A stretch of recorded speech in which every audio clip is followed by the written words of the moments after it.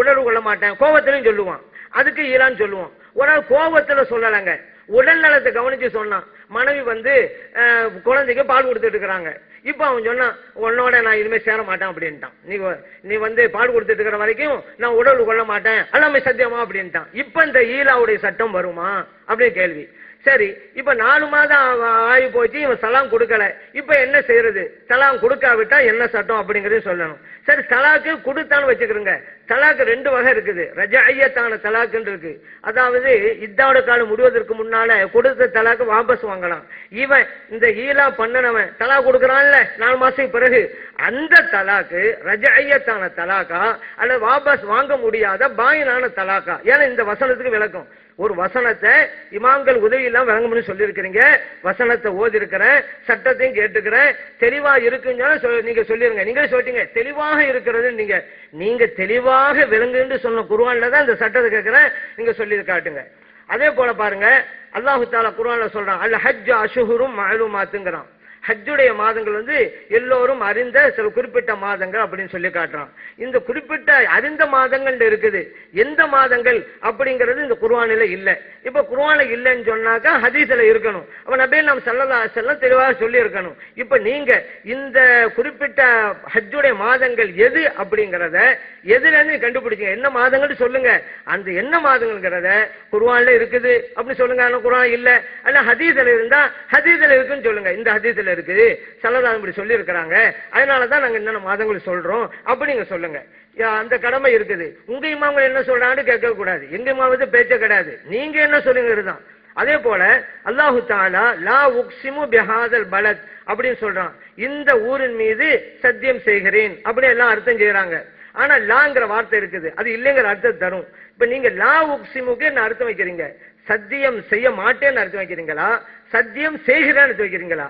சத்தியம் செய்ய மாட்டேன்னு சொன்னா பிரச்சனை கிடையாது, இருக்கிறதா அப்படியே அர்த்தம் வைக்கிறீங்க, பிரச்சனை இல்ல.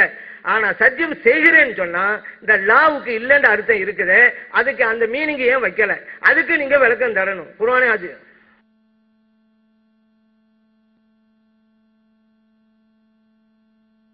அன்பிற்குரிய சகோதரர்களே, நம்ம கேட்ட கேள்விக்கு தெளிவாக அவங்க பதில் சொல்லலைங்கிறது நிரூபிச்சிருக்கிறோம்.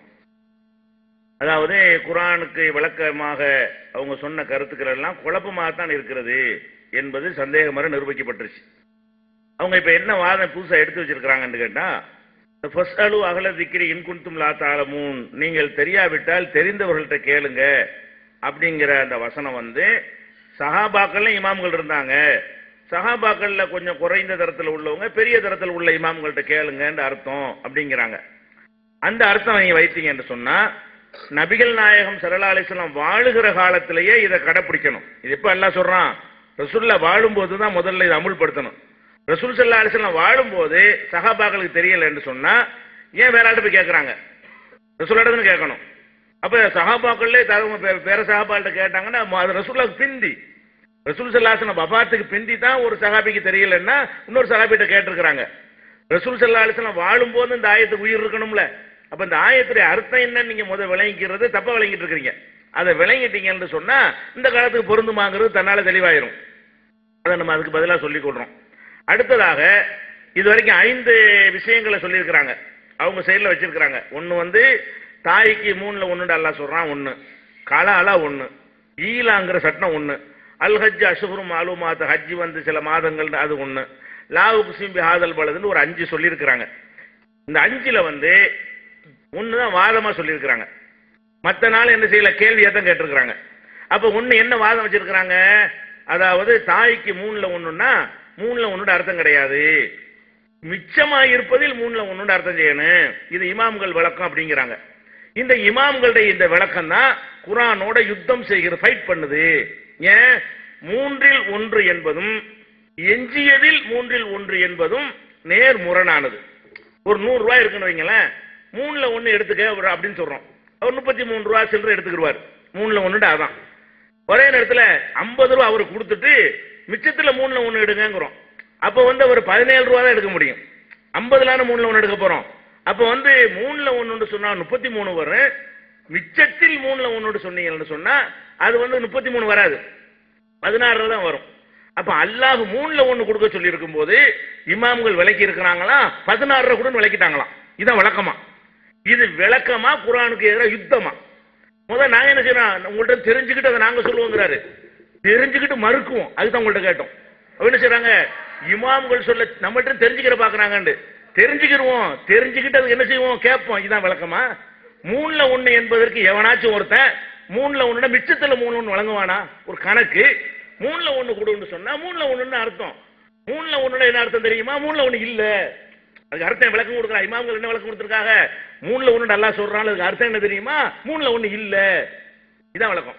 3ல 1க்கு அர்த்தம் என்னங்க? 3ல 1 இல்ல. இது என்னங்கறேன், இது எங்க இருந்து எடுத்துச்சு? 3ல 1 சுலுசுமா பக்கியங்கற எங்க கிடைச்சு உங்களுக்கு? அது எந்த வகையில வந்துச்சு? அப்ப அல்லாஹ் சொன்னது நேர் மாத்தமா பேசுறதுக்கு ஒரு விளக்கமா? நல்லா குழப்பி இருக்கிறாங்க. அவங்களா ஒரு லாஜிக் சொல்லிக்கிட்டு ஆம்பளை விட பொம்பளைக்கு எப்படி கம்மியா கிடைக்கிறது, கூட கிடைக்கிறது, இவங்களா செஞ்சு கிடைச்சிட்டு போவாங்க. அல்லாஹ் சொன்னது கொடுத்துட்டு போக வேண்டியதானே? அல்லாஹ் ஒன்றை சொன்னால் அப்படி என்ன தகப்பனோட தாய்க்கு என்ன செஞ்சிருந்தான், கூட வந்துருந்தான். அதுக்காக வேண்டி உங்க மனோ இச்சைப்படி விளக்குறாங்களாம். இது விளக்கமா மனோ இச்சையா? அல்லாஹ் ஒரு சட்டத்தை சொன்னால் அப்படியே தான் சொல்ல வேண்டும். அப்ப இந்த விஷயத்துல 1க்கு பதில் தெளிவா சொல்லிவிட்டோம். என்ன சொல்லிட்டோம்? 3ல 1 என்பதற்கு இமாம்கள் ஒரு விளக்கம் கொடுத்தாங்கிறீங்க. அது விளக்கம் இல்லை, குழப்பம், யுத்தம், மறுப்பு. குர்ஆனுடைய வசனத்தை மறுக்கிறார்கள். குர்ஆன்ல 3ல 1 கொடுக்க சொல்றான், 3ல 1 கொடுக்காதேங்கிறார்கள். 3ல 1 கொடுங்கிற கட்டளையை 3ல 1 கொடுக்காதேங்கிறது விளக்கமா மறுப்பா? அப்ப இதாங்க விளக்கம். வழங்கிட்டீங்களா? அப்ப இதுல நம்ம அது நிரூபணமாகிவிட்டது. இவங்க சொன்னதன் மூலமாக நம்ம எடுத்து வைக்க வேண்டிய வாதத்தில் என்னவாயிடுச்சு? குர்ஆன் சொல்வதற்கு மாத்தமாகத்தான் இமாம்கள் சொல்லி இருக்கிறார்கள் என்பது நிரூபணமாகிவிட்டது. மற்ற நாளுக்கு உங்க இமாம்கள் என்ன சொன்னாங்கன்னு எடுத்து வச்சு ஆர்குமெண்ட் பண்ணுங்க, முரணா சொல்றாங்க, நான் நிரூபிக்கிறேன். அந்த 5ம் எங்களுக்குரிய ஆதாரமா வரும். மீதி 4ம் 1 நீங்க உங்க ஆதாரமா வைத்தது எங்க ஆதாரத்தின் பட்டியலில் சேர்ந்து கொண்டது. இன்னும் 4 இருக்கிறது. 4ஐ இதே மாதிரி விளக்கணும். எப்படி விளக்கணும்? உம்முஹி சுலுசு விளக்குனீங்கல்ல, அந்த மாதிரி ஆர்குமெண்ட் பண்ணீங்க என்று சொன்னா இமாம்கள் குர்ஆனுக்கு எதிராக போனார்கள் என்பதை நான் என்ன செய்வேன்?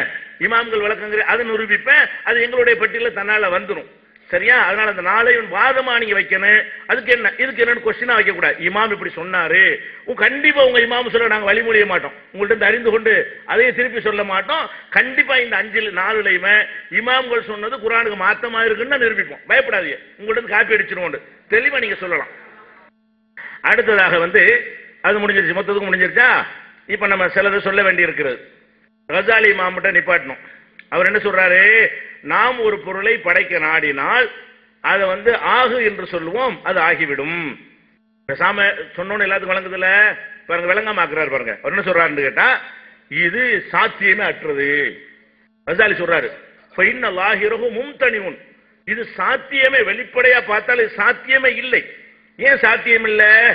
இது கவுலுஹு குன், ஆகு என்ற இந்த அல்லாஹ்வுடைய சொல், இன்கான ஹிதாபன் லிஷைஇ கப்ல வஜூதிஹி, ஒரு பொருள் உண்டாகிறதுக்கு முன்னாடியே அதை நோக்கி பேசுவதாக இருந்தால் ஃபஹுவ முஹாலுன், அது சாத்திய அறிவுக்கு பொருந்தாதது.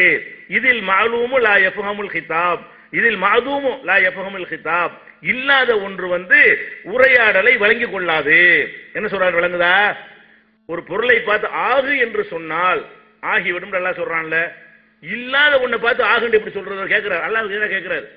பொருள் அதை பார்த்துக்கிட்டு ஆகுன்னு சொல்லலாம், இல்லவே இல்லை, ஒண்ணுமே இல்ல, ஆகு என்று அல்லாஹ் கட்டளை போடுறானே, இல்லாதுக்கு எப்படி கட்டளை போடுறது? இல்லாத கட்டளை போட அது எப்படி விளங்கு? இல்லவே இல்லை, அது இனிமே தான் உண்டாக போகுது. பொருள் உண்டாகிறதுக்கு முன்னாடி அல்ல ஆகுங்கிறானே, இதெல்லாம் சரியாங்க, நடக்குமா அப்படிங்கிறார். சரி, இருக்கிற பொருளை சொன்னோன்னு வைங்க, இருக்கிற பொருள் தான் இருக்க வரையும் ஆகுன்னு சொல்லணும் கேட்கிறார். பொருள் இருந்து அல்ல ஆகுன்னு சொன்னானே, படைக்கிறதுக்கு முன்னாடி ஆகு என்று சொன்னால் படைக்கிறதுக்கு முன்னாடி ஆகுன்னு அதை நோக்கி எப்படி சொல்ல முடியும்? படைச்ச பிறகு ஆகுன்னு சொன்னா அதான் படைச்சிருக்கு, அதான் ஆகி இருக்குத, ஆகி போன ஒன்றை மறையதுக்கு ஆகுன்னு சொல்லணும் என்று இதுவும் சாத்தியம் அல்ல. அப்ப என்ன செய்யணும்? ஏதோ அல்லாஹ்வுடைய சக்தியை சொல்றான்னு அப்படி புரிஞ்சுக்கணுமே தவிர மனுஷமா நினைக்கிறாரு. என்ன நினைக்கிறாரு இந்த கசாலிங்கிறவரு? விளக்கம்ங்கிற பேர்ல அல்லாஹ்வுடைய கலாமுல சந்தேகத்தை உண்டாக்கி, குழப்பத்தை உண்டாக்கி, அல்லாஹ் உளறாண்டு ஆக்கி, அல்லாஹ் பேச தெரியாம பேசுறாண்டு ஆக்கி, பாத்தீங்களா? அந்த அர்த்தம் வச்சாலும் இது பொருந்த மாட்டேங்குது, இந்த அர்த்தம் வச்சாலும் பொருந்த மாட்டேங்குது. ஆகு என்று எதை நோக்கி அல்லாஹ் சொன்னா? இருக்கிறத பார்த்து ஆகுண்டான்னு சொன்னா இருக்கிறத பார்த்து ஆகுன்னு சொல்லணும். இது இருக்குது, மறைய ஆகுங்கிறது இருக்குதே. இல்லாத ஒன்றை பார்த்து ஆகுன்னா இல்லாத ஒன்றை பார்த்து இப்படி ஆகுன்னு சொல்லுவது என்னவருக்கு விளங்கல? சாதாரண பாமர முஸ்லிமுக்கு விளங்குமே. அல்லாஹ்